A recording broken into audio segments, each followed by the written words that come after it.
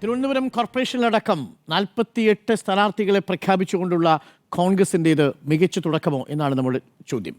സുജയ, മികച്ച തുടക്കമാണ്. കാരണം ഏത് മത്സരത്തിലായാലും അതിലിപ്പോൾ ഒരു ഓട്ട മത്സരമാണ് നമ്മൾ എടുക്കുന്നതെന്നുണ്ടെങ്കിൽ അതിൽ കുറേ ദൂരം ഓടിയിട്ട് പക്ഷേ മുയലിനെ പോലെ ഉറങ്ങരുതെന്ന് മാത്രമേ ഉള്ളൂ. കാരണം ആമ പിന്നിൽ നിന്ന് പതിയെയാണ് ഓടി വരുന്നതെങ്കിലും വരുന്നുണ്ട്. ഉറങ്ങിക്കിടക്കുന്ന മുയലിനെ മറികടന്ന് ആമ ജയിച്ച ഒരു ഓട്ട മത്സരത്തിൻ്റെ കാര്യം കൂടി ഓർക്കേണ്ടതുണ്ട്. കാരണം സ്ഥാനാർത്ഥിയെ പ്രഖ്യാപിക്കുന്നതിനപ്പുറം ആ സ്ഥാനാർത്ഥി എത്രത്തോളം ജനങ്ങളിലേക്ക് ഇറങ്ങിച്ചെന്ന് വോട്ടായി തൻ്റെ നേരത്തെ പ്രഖ്യാപിച്ച് കിട്ടിയ ആ ഒരു ആദ്യത്തെ ആ ഒരു ഇനിഷ്യൽ പുള്ളെന്ന് പറയുന്നത് എങ്ങനെ ഉപയോഗിക്കുന്നു എന്നുള്ളതും പ്രധാനപ്പെട്ട കാര്യമാണ്. സ്ഥാനാർത്ഥികളെ ആദ്യം പ്രഖ്യാപിച്ച എല്ലാ പാർട്ടികളെയും സ്ഥാനാർത്ഥികൾ തെരഞ്ഞെടുപ്പുകളിൽ വിജയിച്ച അധികം ചരിത്രവും ഇല്ല എന്നതും വസ്തുതയാണ്. പ്രഖ്യാപനത്തിനപ്പുറം എനിക്ക് തോന്നുന്നു എല്ലാ പാർട്ടികളുടെയും സ്ഥാനാർത്ഥികൾ ഇതിനകം തന്നെ തയ്യാറായിട്ടുണ്ട്. തിരുവനന്തപുരം കോർപ്പറേഷനിൽ മാത്രമല്ല മിക്കയിടങ്ങളിലും ഘടകകക്ഷികളുമായിട്ടുള്ള സീറ്റ് വിഭജനം അടക്കമുള്ള കാര്യങ്ങളിൽ തങ്ങി നിൽക്കുന്ന ചില കാര്യങ്ങൾ ഒഴിച്ചു നിർത്തിക്കഴിഞ്ഞാൽ ഇപ്പോൾ കൊച്ചിയിലൊക്കെയാണെന്നുണ്ടെങ്കിൽ എല്ലായിടങ്ങളിലും വെള്ള വിരിച്ചു കഴിഞ്ഞു. ഇനിയിപ്പോൾ സ്ഥാനാർത്ഥിയുടെ പേരെഴുതി ചേർത്താൽ മതി മതിലുകളിലൊക്കെ.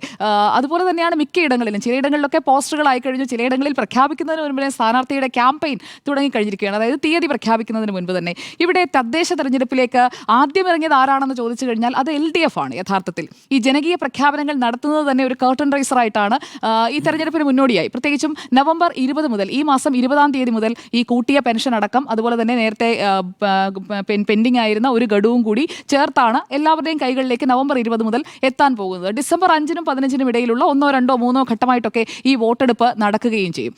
അപ്പോൾ സ്ഥാനാർത്ഥിയെ പ്രഖ്യാപിച്ചുകൊണ്ട് UDF-ഉം പ്രഖ്യാപനങ്ങളിലൂടെ LDF-ഉം നിൽക്കുകയാണ്. അവിടെയാണ് BJP, തിരുവനന്തപുരം കോർപ്പറേഷൻ ആണല്ലോ നമ്മൾ ചർച്ച ചെയ്യുന്നത്, അവിടെയാണ് BJP ഏതെങ്കിലും തരത്തിൽ ഇൻറോഡ്സ് ഉണ്ടാക്കിയിട്ടുണ്ടോ? ഉണ്ട് എന്ന് തന്നെയാണ് എൻ്റെ ഉത്തരം. കാരണം കഴിഞ്ഞ തവണ 34 സീറ്റുകളിൽ വിജയിച്ച എല്ലാ വാർഡ് കൗൺസിലർമാർക്കും കൊടുത്തിരുന്ന നിർദ്ദേശം നിങ്ങളുടെ വാർഡുകളിലെ വികസന പ്രവർത്തനങ്ങൾ, റോഡുകൾ അതെല്ലാം പൂർത്തിയാക്കണമെന്നാണ്. നിങ്ങൾ ഇറങ്ങി നോക്കിയാൽ കാണാൻ കഴിയും. പാപ്പനംകോട് ആ ഭാഗത്തേക്കൊക്കെ ഒന്ന് പോയി നോക്കി കഴിഞ്ഞിട്ടുണ്ടെങ്കിൽ അവിടെയൊക്കെയുള്ള കൗൺസിലേഴ്സ് ആ ഭാഗങ്ങളിലൊക്കെയുള്ള എല്ലാ പരിപാടികളും ഏറ്റെടുത്ത് ചെയ്ത് പൂർത്തിയാക്കിക്കൊണ്ടിരിക്കുന്നത് കഴിഞ്ഞ മാസങ്ങളിലെല്ലാം നമുക്ക് അവിടെ കാണാൻ കഴിയും. സ്ഥാനാർത്ഥിയുടെ പേര് പ്രഖ്യാപിക്കുന്ന ആ പട്ടിക പ്രഖ്യാപനം വന്നില്ല എന്നേ ഉള്ളൂ.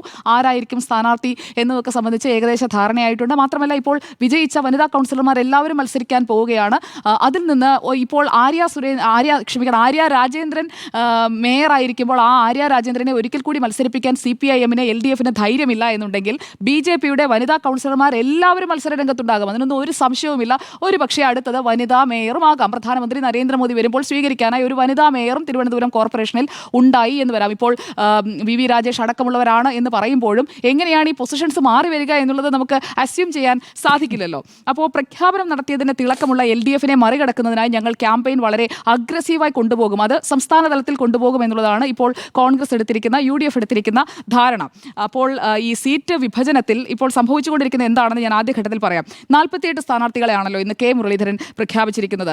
അതിൽ ബാക്കിയുള്ള സ്ഥാനാർത്ഥികൾ അത് ഘടകകക്ഷികളുമായി ആലോചിച്ചതിന് ശേഷമായിരിക്കും പ്രഖ്യാപനം എന്നാണ് പറയുന്നത്. ഇപ്പോൾ ചോദിച്ചിരിക്കുന്നത് മുസ്ലിം ലീഗ് 10 വാർഡുകളാണ്. അതുപോലെ RSP 5 വാർഡും ചോദിച്ചിട്ടുണ്ട്. കഴിഞ്ഞ തവണ ആകെ കിട്ടിയത് 10, അതിൽ 8 കോൺഗ്രസ്, 2 ബാക്കിയുള്ളവർ, അങ്ങനെയാണ് 10 കിട്ടിയത്. ഇനി എത്ര എണ്ണത്തിൽ കോൺഗ്രസിന് കൃത്യമായി സ്വാധീനമുണ്ട് അതുകൂടി നമ്മൾ നോക്കണമല്ലോ. 51 വാർഡുകൾ 10-ൽ നിന്ന് 51 ആക്കുമെന്ന് K മുരളീധരൻ പറയുമ്പോൾ ഈ 51 വാർഡുകളിൽ കോൺഗ്രസിന് അല്ലെങ്കിൽ UDF-ന് കൃത്യമായ പ്രസൻസ് ഉണ്ടോ എന്ന ചോദ്യം K മുരളീധരനോട് ഒരു മാധ്യമപ്രവർത്തകനും ചോദിച്ചു കണ്ടില്ല. ചോദിച്ചിരുന്നെങ്കിൽ ആ ഉത്തരം അത്ര എളുപ്പമല്ല. കാരണം പ്രസൻസ് ഇല്ല എന്നുള്ളത് ഈ ഒരു യാഥാർത്ഥ്യമായി നമുക്ക് അവിടെ കാണാൻ കഴിയുന്ന കാര്യമാണ്. LDF വേഴ്സസ് BJP അല്ലെങ്കിൽ NDA എന്ന രീതിയിലാണ് നിലവിൽ തിരുവനന്തപുരം കോർപ്പറേഷൻ നിൽക്കുന്നത്.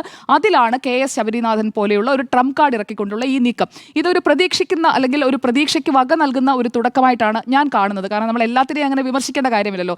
KS ശബരിനാഥനെ അവിടെ ഇറക്കുമ്പോൾ 4 നിയമസഭാ മണ്ഡലങ്ങൾ = 1 കോർപ്പറേഷൻ എന്നുള്ളതാണല്ലോ. തിരുവനന്തപുരം കോർപ്പറേഷനിൽ ആര് മേധാവിത്വം നേടിയാലും അത് കൺവേർട്ട് ചെയ്ത് നിയമസഭാ തെരഞ്ഞെടുപ്പിലേക്ക് വരുമ്പോൾ 4 നിയമസഭാ മണ്ഡലങ്ങളിൽ അതിൻ്റെ ഒരു പ്രഭാവം കൊണ്ടുവരാൻ സാധിക്കും. അപ്പോൾ K മുരളീധരൻ്റെ വട്ടിയൂർക്കാവ് അടക്കം അവിടെ അതിൽ പ്രോമിനൻ്റായി നിൽക്കുകയാണ് എന്ന് അദ്ദേഹത്തിന് നന്നായിട്ടറിയാം. അതുകൊണ്ട് കൂടിയാണ് K മുരളീധരൻ ഈ ശബരിനാഥനെ എന്ന ട്രംപ് കാർഡ് ഇറക്കിക്കൊണ്ട് ഈ നിയമസഭാ മണ്ഡലങ്ങളിലെല്ലാം ഒരു രീതിയിൽ ഒരു എഡ്ജ് ഏതെങ്കിലും തരത്തിൽ കൊണ്ടുവരാൻ പറ്റുമോ എന്നുള്ള ഒരു അറ്റകൈയാണ്. ഇതൊരു അറ്റകൈ പ്രയോഗമാണ്. ഇതിൽ പിടിച്ചില്ല എന്നുണ്ടെങ്കിൽ AICC-യിൽ നിന്ന് കൃത്യമായി പലരുടെയും തല പോകുന്ന നടപടികൾ ഉണ്ടാകും എന്നുള്ളതും ഒരു വസ്തുതയാണ്. കാരണം ആരെ ഇറക്കിയായാലും ഈ തദ്ദേശ തെരഞ്ഞെടുപ്പിൽ നല്ല പെർഫോമൻസ് വേണം. അങ്ങനെയുള്ള കർശന നിർദ്ദേശം വന്നിട്ടുണ്ട്. VD സതീശൻ അടക്കം ഉടക്കി നിൽക്കുമ്പോൾ അവിടെ പോയി യോഗത്തിൽ പങ്കെടുക്കണം എന്ന് നിർദ്ദേശിക്കുന്നതൊക്കെ ഇത് കണക്ട് ചെയ്ത് വേണം നമ്മൾ വായിക്കാൻ.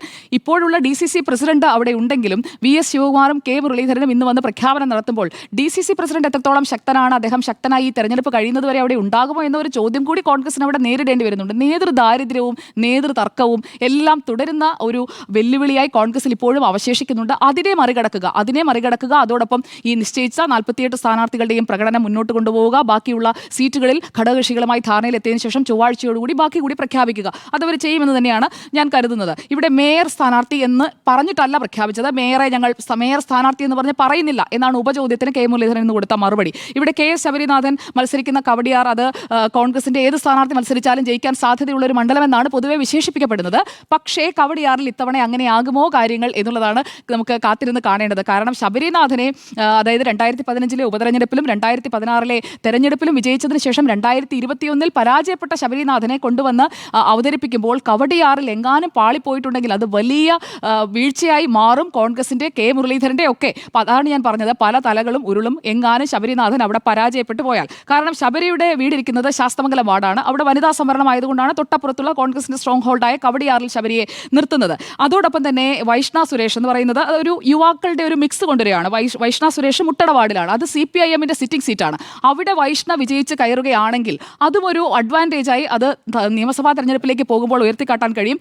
അതോടൊപ്പം എടുത്തു പറയേണ്ട മറ്റൊരു പേര് SB രാജിയുടേതാണ്. ഈ ആശാസമരം ഞങ്ങൾ സ്പോൺസർ ചെയ്തതല്ല, അല്ലെങ്കിൽ ആശാസമരത്തിൽ ഞങ്ങളില്ല എന്ന് പറഞ്ഞുകൊണ്ടിരിക്കുമ്പോൾ ആശാപ്രവർത്തകയെ മത്സരിപ്പിക്കുന്നുണ്ടെന്നേ. കാച്ചാണി വാർഡിൽ SB രാജി എന്ന് പറയുന്ന ആശാപ്രവർത്തക മത്സരിക്കുന്നുണ്ട്. അതായത് തെരഞ്ഞെടുപ്പിൽ എല്ലായിടങ്ങളിലും ഇത് UDF-ന്റെ അല്ലെങ്കിൽ കോൺഗ്രസിന്റെ ഒരു സ്ട്രാറ്റജി ആയിരിക്കും എന്നതിന്റെ സൂചന ഈ ആദ്യഘട്ട സ്ഥാനാർത്ഥി പട്ടികയിലുണ്ട്. 48-ൽ 1 ആശാപ്രവർത്തകയാണ്, SB രാജിയാണ്. അപ്പോൾ സർക്കാരിനെതിരായ ഈ ഇപ്പോൾ കൊണ്ടുവരാൻ പോകുന്ന മുരളീധരൻ നയിക്കുന്ന വാഹന പ്രചരണ ജാഥയുടെ ക്യാമ്പയിൻ വാചകം തന്നെ നഗരസഭാ അഴിമതിക്കെതിരെ കുറ്റപത്രം എന്നുള്ള രീതിയിലാണ്. അതാണ് 12-ാം തീയതി വരെ മുരളീധരൻ നയിക്കുന്ന തിങ്കളാഴ്ച തുടങ്ങുന്ന വാഹന പ്രചാരണ ജാഥയിൽ മുന്നോട്ട് വെക്കാൻ പോകുന്ന മുദ്രാവാക്യം. അപ്പോൾ ഈ 10-ൽ നിന്ന് 30-ലേക്കെങ്കിലും എത്താൻ കഴിഞ്ഞാൽ, 10-ൽ നിന്ന് അതൊരു യാഥാർത്ഥ്യബോധത്തോടെ ചിന്തിച്ചാൽ 10-ൽ നിന്ന് 51 ഒന്നും പ്രാക്ടിക്കലി പോസിബിൾ അല്ല. കാരണം BJP 70 മണ്ഡലങ്ങളിൽ കൃത്യമായ ക്യാമ്പയിൻ നടത്തിക്കൊണ്ടിരിക്കുകയാണ്.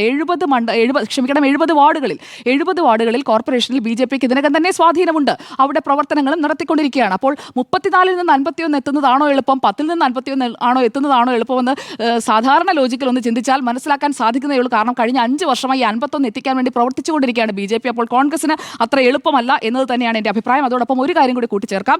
തിരുവനന്തപുരത്ത് തന്നെ വെഞ്ഞാറമൂട്ടിലെ നെല്ലനാട് ഗ്രാമപഞ്ചായത്തിലെ മാണിക്യമംഗലം വാർഡിലെ വാർഡ് അംഗമായ കോൺഗ്രസ് നേതാവ് P. ബാബു BJP-യിൽ ചേർന്നിട്ടുണ്ട്. 5-ാം തീയതി അംഗത്വം രാജീവ് ചന്ദ്രശേഖറിൽ നിന്ന് സ്വീകരിക്കുകയും ചെയ്യും. മുൻ പോലീസ് ഉദ്യോഗസ്ഥനാണ്.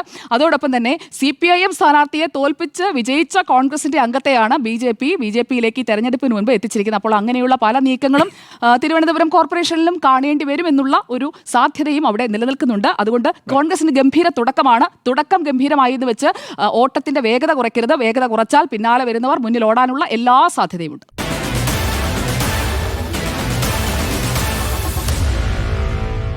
Meet the editors.